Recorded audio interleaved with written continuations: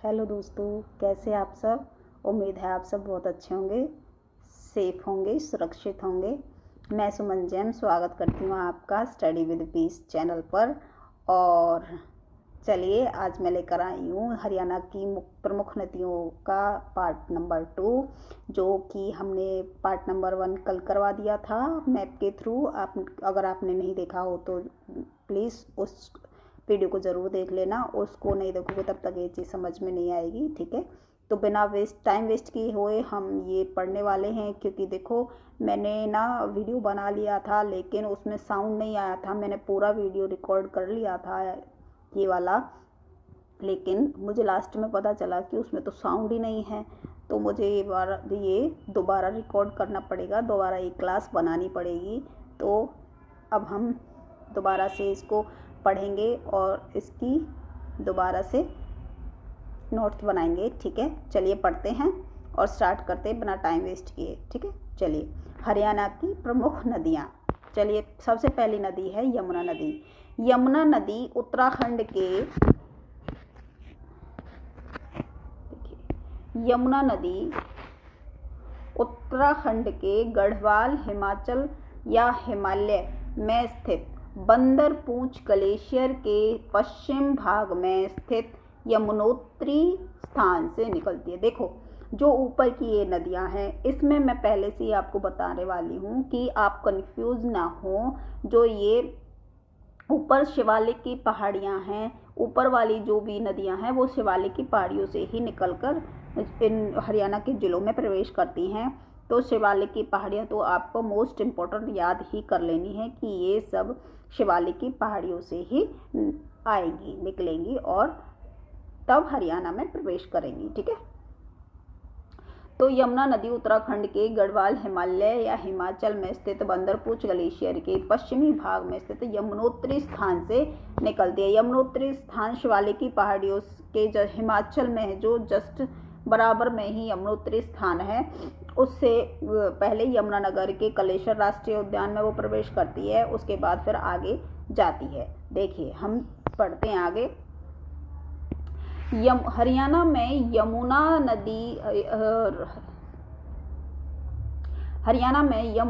यमुनानगर के Kaleshwar national park में प्रवेश करती है।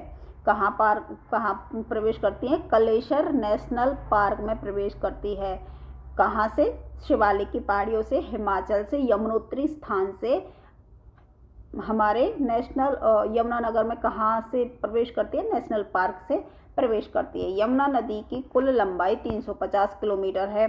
कहाँ पे? हरियाणा में। हरियाणा में यमुना नदी की जो कुल लंबाई है वो 350 किलोमीटर है। यमुना नदी उत्तर प्रदेश व हरियाणा के बॉर्डर पर सीमा बनाती है। कितने किलोमीटर की वो है? उस जो बहती है वो हरियाणा के और उत्तर प्रदेश के बॉर्डर पर जो बहती है, उसकी लंबाई कितनी है? उसकी लंबाई है 320 किलोमीटर।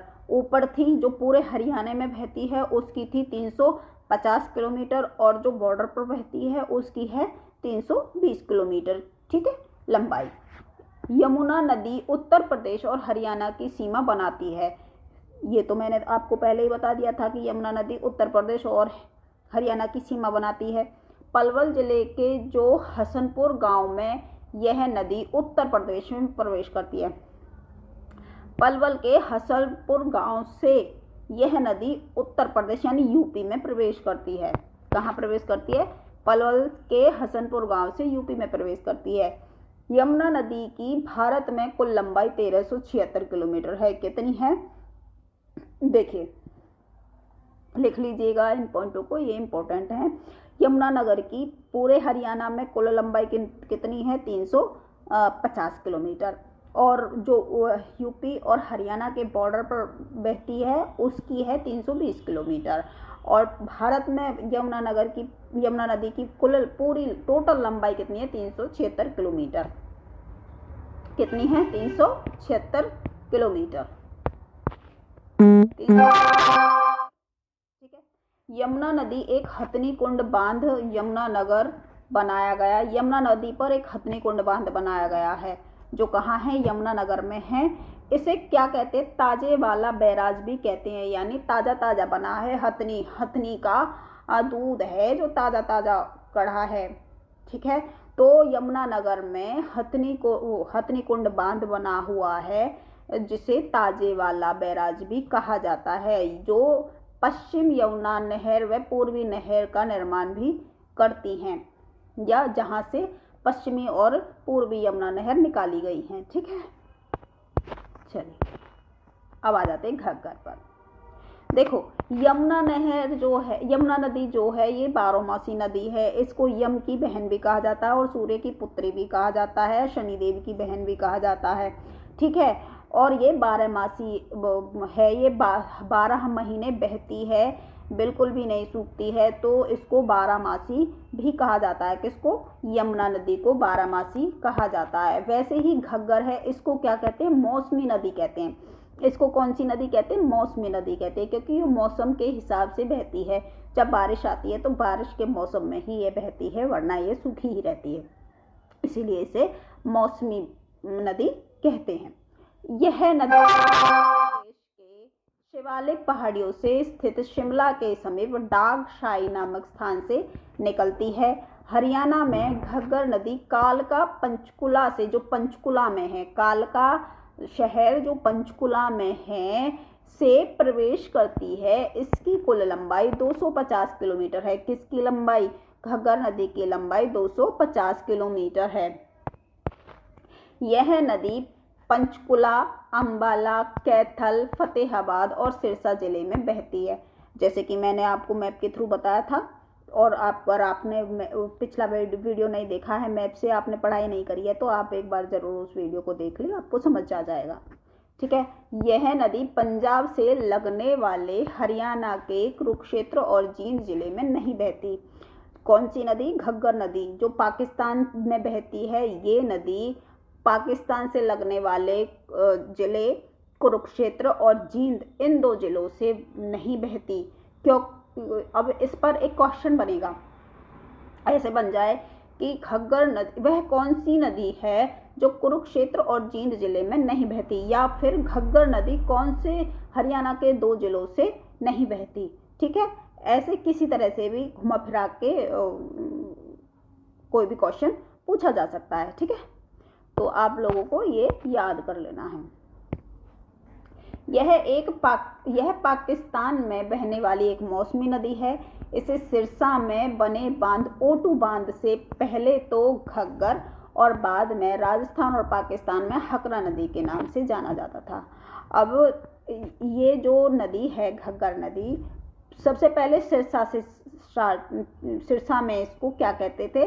इस सिरसा में इसे घग्गर नदी कहते हैं। ओटू बांध से पहले, जो सिरसा में जो ओटू बांध बना है, उससे पहले इसे सब घग्गर के नाम से जानते हैं। लेकिन ओटू बांध के बाद जब ये राजस्थान और पाकिस्तान में जाती है तो इसको हकरा नदी के नाम से जानते हैं।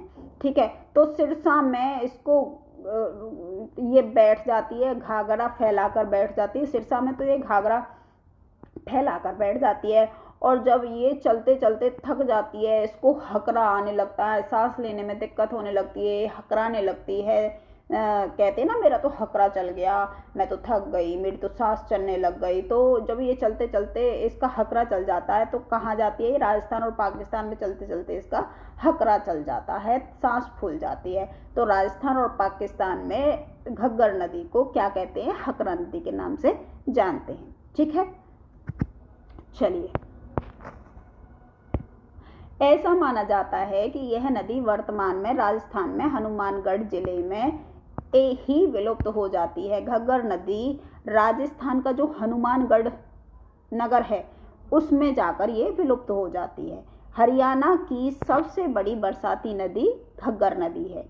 ठीक है, बरसाती नदी का मतलब यही है, बरसात में ही ये बरसती, मतलब बरसात में ही बहती है ये। जब ये बारिश आएगी, पानी आएगा तो ही जब नदी में आ जाएगा और फिर नदी बहेगी, वरना तो ये फिर सूखी ही रहती है।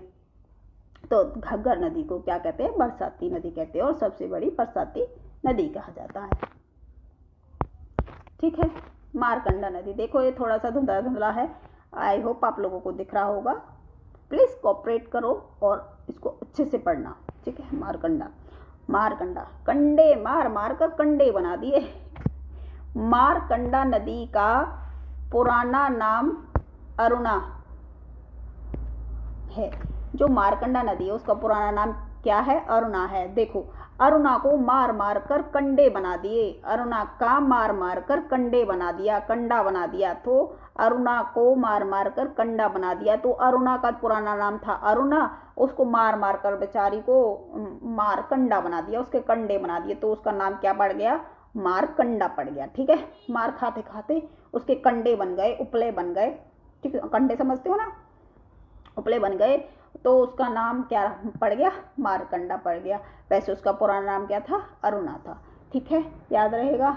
मारकंडा नदी शिवालिक पर्वत श्रेणियों में से धर पर्वत श्रेणी से निकलती है, जो हरियाणा और हिमाचल प्रदेश की सीमा पर स्थित है।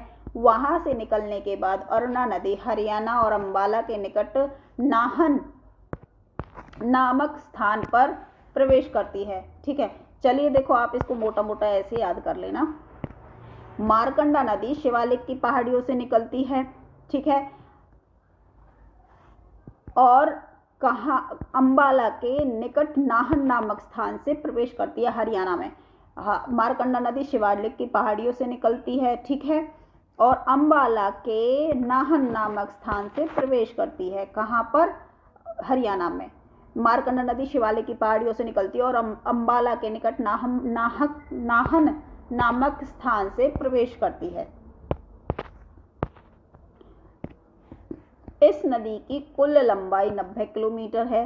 ठीक है, छोटी सी नदी है ये। यह नदी पेहोबा और अरुणाए गांव से में सनीसा झील बनाकर सरस्वती नदी में मिल जाती है। ये नदी कहाँ पे मिलती है?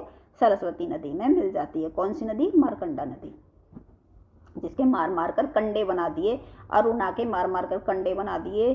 तो ये कहाँ मिल जाती है? सरस्वती नदी में मिल जाती है। ठीक है। टांगरी नदी, टांग दिया क्या? घाघरा टांग दिया। टांगरी नदी मारकंडा नदी की प्रमुख सहायक नदी है, जो मुलाना में आकर टांगरी नदी से मिल जाती है। टांगरी नदी मारकंडा नदी की प्रमुख सहायक नदी है, जो टांग देती है, मार मार कर टांग दिया उसको।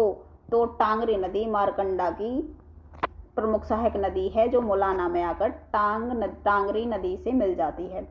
टांगरी नदी मारकंडा नदी की प्रमुख सहायक नदी।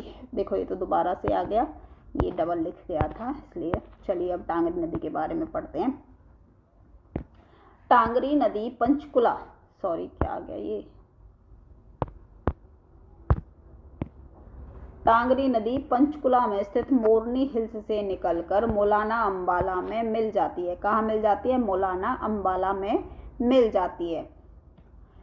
टांगरी नदी पंचकुला में स्थित मोरनी हिल्स, मोरनी की पहाड़ियां हैं, वहां पर मोलाना अंबाला में मिल जाती है। टांगरी की जो नदी है वो पंचकुला में स्थित मोरनी की पहाड़ियों से जो निकलकर मोलाना अंबाला में मिल जाती है।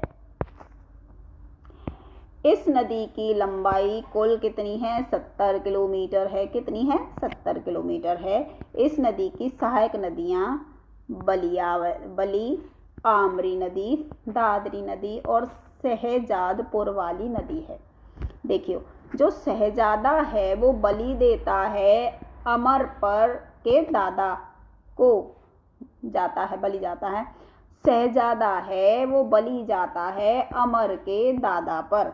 ठीक है, शहजादा बलि जाता है अमर के दादा पर। बलि बलि जाऊं कहते हैं ना, अरे बलि बलि जाऊं। तो जो शहजादा है वो बलि बलि जाता है अमर के दादा पर। तो बलि से बलियाली नदी, अमर से आमरी नदी, दादा से दादरी नदी और शहजादा से शहजादपुर वाली नदी। ये क्या है? टांगरी नदी की सहायक नदियां हैं। याद रहेगा, ये ट्रिक लिख लेना जिसको याद ना रहे। चोटांग दृष्ट वाली नदी, यह नदी शिवालिक की पहाड़ियों से निकलकर सरस्वती का समानांतर बहती हैं। सरस्वती के समानांतर बहती हैं। सरस्वती की सहायक नदियों में से एक नदी है, जो सरस्वती नदी, जो ये आज विलुप्त हो गई है। प्राचीन समय में यह घग्गर की सहायक नदी थी। वर्तमान में इस नदी का कोई अस्तित्व नहीं है। इस नदी की कुल लंबाई 9 किलोमीटर है। कुल लंबाई कितनी है इसकी? 9 किलोमीटर है इसकी कुल लंबाई। चोटांग नदी के पास राखीगढ़ी सभ्यता बसी हुई है। कौन सी सभ्यता बसी हुई है? राखीगढ़ी सभ्यता बसी हुई है। चलिए इसका अगला देखते हैं। राक्षी नदी, यह एक छोटी बरसाती नदी है जो यमुनानगर जिले के बिलासपुर के पास स्थित साहबपुर गांव में निकलकर लाडवा कुरुक्षेत्र में यह चोटांग नदी में मिल जाती थी। ठीक है, ये पढ़ लेना है, छोटा सा टॉपिक है, छोटी सी वो है। साहिबी नदी, देखो ये साहिबी नदी के बारे में पढ़ते हैं। यह नदी दक्षिण हरियाणा की सबसे प्रमुख नदी है। यह नदी राजस्थान में सीकर के पास स्थित बहरोड की पहाड़ी या अजीतगढ़ की पहाड़ी से निकलती है।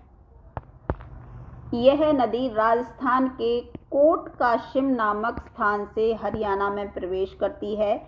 इसकी लंबाई 120 किलोमीटर है। रेवाड़ी, गुरुग्राम, झज्जर में बहती हुई साहिबी नदी दिल्ली के नजफगढ़ नाले में गिर जाती है। देखो इसको कैसे याद करेंगे। रेवाड़ी, रेवड़ी खाते हुए हाथ झाड़ देती है, रेवड़ी खाकर हाथ झाड़ती है और गुरु को प्रणाम करती है। दिल से गुरु को प्रणाम करती है। नजाकत से, तो नजाकत से मतलब झुककर गुरु को प्रणाम करती है। साहिबी नदी है वो साहब की तरह चलती है। रेवड़ी खाते हुए चलती है और जब रेवड़ी खा लेती है तो हाथों को झाड़ती है और फिर गुरु को देखकर दिल से गुरु को प्रणाम करती है। नतमस्तक होकर गुरु को प्रणाम करती है। तो रेवड़ी से रेवाड़ी, गुरु से गुरुग्राम, झाड़कर झज्जर, दिल से दिल्ली और नजाकत से झुक कर करती है प्रणाम तो नजफगढ़। ठीक है, आपको याद रहेगा, लिख लेना आप ये सारी ट्रिकें जिससे आपको याद रह जाए। ठीक है, चलिए। धारूहेड़ा रेवाड़ी में साहिबी नदी पर एक मसानी बांध बना हुआ और नजफगढ़ की ओर एक नाला निकालकर यमुना में मिल जाती है। देखो जैसे ऊपर पड़ा हुआ है वैसे ही। साहिबी की सहायक नदियां इंदौरी, सोता, धोना, सुरखाली और कृष्णावती हैं। देखिए इसको कैसे याद करते हैं। साहिबी जो नदी है वो क्या करती है? वो इंदौर जाती है। कहाँ जाती है? इंदौर जाती है। ठीक है, कैसे जाती है? सोते हुए जाती है और फिर सोकर जब उठती है तो मुंह धोना होता है, तो मुंह धोकर फिर वो सुरखाली, सुखाना होता है, सुखाती है और फिर कृष्ण जी की आरती करती है। ठीक है, जो साहिबी नदी है वो इंदौर जाती है। कैसे जाती है? सोते हुए जाती है, सोता, और फिर मुंह धोना होता है, सोकर उठते हैं जब तो मुंह धोना होता है, मुंह धोया उसने, धोना से धोना और मुंह धोने से धोना, और फिर सुखाते हैं, मुंह धोने के बाद मुंह को सुखाते हैं तो सुरखाली, और फिर कृष्ण की पूजा करते हैं तो कृष्णावती। ठीक है, ये अच्छे से ट्रिक सारी लिख लेना, याद नहीं रहेंगी। मैं जस्ट अभी फिलहाल बना रही हूँ संग के संग, जैसे मेरे मन में आ रहा है आपको याद कराने के लिए, तो प्लीज़ इनको लिख लेना साथ के साथ। दोबारा मैं नहीं बता पाऊँगी, मुझे भी याद रहे ना रहे कोई पता नहीं है। ठीक है, तो आप लोगों से कह रही हूँ मैं, आप लोग अपने आप लिख लेना इनको। ठीक है, चलिए। सोम नदी, सोम नदी क्या है? सोम नदी का उदय शिवालिक पहाड़ियों के आदि बद्री नामक स्थान के समीप यमुनानगर से हुआ। देखो आदि बद्री नामक स्थान है, वहां से हुआ इसका। वो सोम नदी की कुल लंबाई 40 किलोमीटर है। कितनी है इसकी कुल लंबाई? 40 किलोमीटर है। ये यमुना की सहायक नदी है। किसकी सहायक नदी है ये? यमुना की सहायक नदी। 1875-76 में दादूपुर गांव में सोम नदी एक पथराला बैराज का निर्माण किया गया था, जिसे दादूपुर बैराज के नाम से भी जाना जाता है। देखो 1875 को 1857 कर लेना, उल्टा कर लेना। 1875 का कितना होता है उल्टा? 57 होता। तो 1857 ने अंग्रेजों पर लोगों ने पत्थर फेंकने चालू कर दिए, पथराव करना चालू कर दिया। लेकिन उनमें से जो सबसे बड़ा बुजुर्ग था, दादा था, उसने कहा कि पत्थर मारने से, पथराव करने से कुछ नहीं होगा। तो 1857 का उल्टा करेंगे तो 75। 1875-76 में दादा से दादूपुर गांव में एक सोम नदी पर पथराव करना से मतलब पथराला बैराज का निर्माण किया गया, जिसे दादूपुर, दादा से दादूपुर बैराज के नाम से भी जाना जाता है। तो दादा कहने लगे उसको, दादूपुर कहने लगे उसको, ठीक है। इन सारी ट्रिकों को लिख लेना। मैं बार बार इसीलिए कह रही हूँ क्योंकि मैं जस्ट अभी फ़िलहाल के फ़िलहाल इन ट्रिकों को बना रही हूँ, दोबारा नहीं बता पाऊँगी, शायद बता भी दूँ क्योंकि मैं खुद बना रही हूँ, मेरी खुद की ट्रिकें हैं, याद भी रह जाती हैं। लेकिन अगर बाई चांस ना भी याद रहें तो इसके लिए मैं आपको कह रही हूँ, बार बार कह रही हूँ, नोट्स बना लीजिए प्लीज़, इनको लिख लेना, ठीक है। चलिए, सरस्वती नदी। सरस्वती नदी भारत की प्राचीन, देखो इसमें एक पॉइंट छूट गया है सोम नदी में। इसमें दो सोम नदी दो प्रकार के बेसिन बनाती है, एक खादर और एक दादर, सॉरी एक खादर और एक बांगर। खादर होता है ऊपरी हिस्सा, बांगर होता है निचले हिस्सा। इन जगहों पर जो वो होती है, बाढ़ होती है, वो बाढ़ आने के बहुत भारी चांसेस होते हैं, ठीक है। ये पॉइंट आप लोगों को याद रहेगा, लिख लेना इसको साथ के साथ। ये सोम नदी के दो बेसिन बनाती है, कौन कौन से, एक खादर एक बांगर। एक खादर ऊपरी हिस्सा होता है, बांगर निचला हिस्सा होता है, और यहाँ बाढ़ आने के बहुत भारी चांस होते हैं, ठीक है। चलिए अब आगे चलते हैं। सरस्वती नदी। सरस्वती नदी भारत की प्राचीनतम नदियों में से एक है जो आज विलुप्त हो चुकी है। इस नदी की अनेक शाखाएं थी। सरस्वती नदी सच में आज देखने को मिलती नहीं है, कहीं भी हम जाते हैं तो हमें सरस्वती का नाम भी पता नहीं था, हम जब पढ़ते हैं तो हमें पता चला कि सरस्वती नदी भी है। तो हमने सरस्वती नदी को देखा नहीं है, इसका मतलब यही है कि वो विलुप्त हो चुकी हैं। विभिन्न प्रमाणों से नदी की उपस्थिति 5000 वर्ष पहले की मानी जाती है, यानी 5000 वर्ष पहले सरस्वती नदी थी। भू आकृति अवशेषों एवं उपग्रहों द्वारा प्राप्त चित्रों से पैलियो चैनल द्वारा सरस्वती नदी का प्रभाव निश्चित होता था। यानी पैलियो चैनल नामक एक यंत्र होता है जिससे उसके प्रभाव को निश्चित किया जाता था कि ये आज इतने प्रभाव से बह रही हैं, ठीक है। सरस्वती सिंधु सभ्यता का सबसे विस्तृत स्थान राखी गढ़ी जो हिसार में है वहाँ है। सिंधु, जो हमारी सिंधु सभ्यता है वो सबसे प्राचीन सभ्यता है। यहीं पे बहुत सारी खोजें, बहुत सारी चीज़ें का प्राप्त हुई, ठीक है। सिंधु सभ्यता से ही हमें बहुत सारी चीज़ों, जैसे किसी नर का वो मिलना, अवशेष मिलना, सोने चांदी के अवशेष मिलने, घड़े वगैरह अवशेष, बर्तन मिलने, आभूषण मिलने, है ना, मूर्तियाँ मिली। तो सरस्वती सिंधु सभ्यता में ही ये सब राखी गढ़ी से ही मिले हैं, जो कहाँ पे है, हिसार में है, ठीक है। आई होप आप लोगों को ये सारी नदियाँ समझ में आ गई होंगी। मैंने तो अपना बेस्ट दिया है, कम टाइम में अच्छा कंटेंट देने की मैं कोशिश करती हूँ। आई होप आप लोग भी अच्छे से पढ़ रहे होंगे। तो ठीक है, मिलते हैं नेक्स्ट वीडियो में, तब तक के लिए गुड बाय।